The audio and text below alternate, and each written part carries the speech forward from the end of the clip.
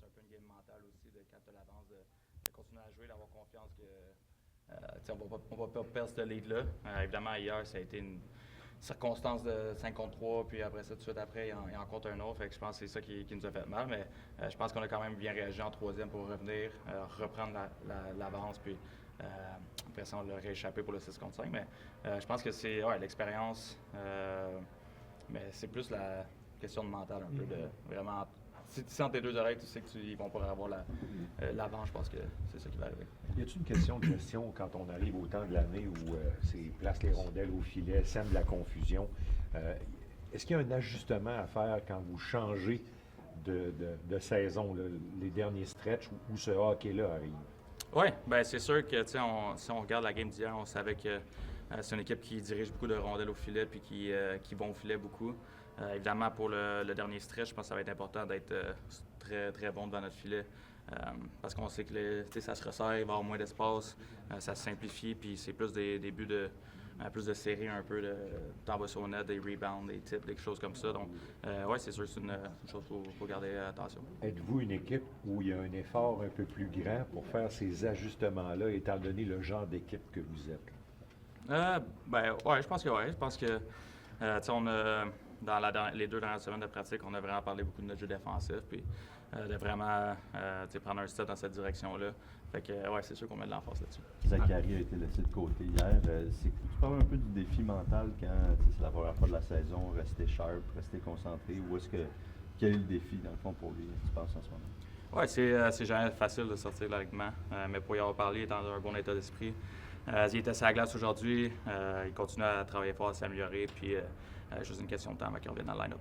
Y a-t-il vraiment des choses on entend souvent les gars dire ça aide de regarder un match jour de la passerelle, le jeu ralenti, on voit des trucs, c'est vraiment des trucs qu'on peut appliquer quand on prend un pas de recul comme ça? Oui, absolument. Quand tu sors de l'alignement ou que tu sois blessé ou peu importe, quand tu vois ça d'en haut, tu te rends compte qu'il y a un peu plus d'espace à la glace des fois.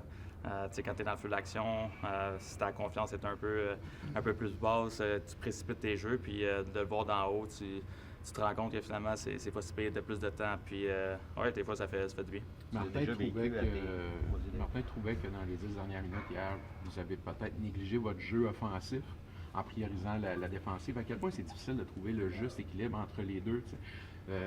Faire attention défensivement, mais peut-être de peser sur le gaz un peu pour aller chercher le deuxième but qui te sépare de l'autre équipe. Oui, bien, c'est une balance qu'il faut trouver. Je pense que oui, faut que tu choisisses ton temps. Tu peux pas forcer le jeu quand tu mènes de 1 puis il reste 10 minutes à la game, ça c'est sûr, mais il faut quand même que tu aies confiance offensivement à faire tes jeux, soit avec la rondelle ou aller dans l'espace libre, pas avoir peur de continuer d'attaquer.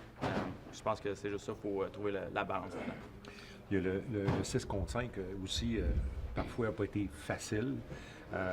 Y a-t-il beaucoup d'aspects communication entre les joueurs qui défendent sur un 6 contre 5? Parce que forcément, il y en a un trop l'autre bord là, qui peut créer justement, ouvrir des brèches. Est-ce de la communication qui est importante là-dedans? Oui, c'est sûr. Tout aspect du match, la communication est importante. On a touché là-dessus 6 contre 5 cette semaine.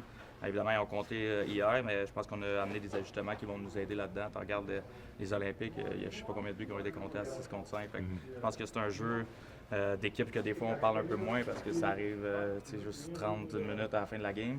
Mais c'est une partie super importante. On a fait des ajustements et je suis confiant qu'on va s'améliorer là-dessus. À part le fait qu'il n'y a plus de goaler, là, en termes juste de quantité de joueurs qu'il y a sur la glace, c'est quoi la différence fondamentale entre défendre un 5 contre 6 versus défendre un 4 contre 5? Il faut juste que tu sois un peu plus serré au filet, je pense. Puis, mais il faut quand même pas que tu arrêtes de mettre de la pression. Je pense que c'est important de rester sur tes orteils et pas avoir peur d'y aller. Des fois, tu vois que les gars à 6 contre 5 ont beaucoup de temps à l'extérieur des dots. Fait que je pense que c'est important de rester agressif quand même en contrôle, évidemment. Mais fait que c'est ça. Fait que c'est juste être un peu plus agressif un peu. Mais rester tout le monde ensemble, mais plus agressif. Ça fait du sens. Oui, tout à fait. Parfait.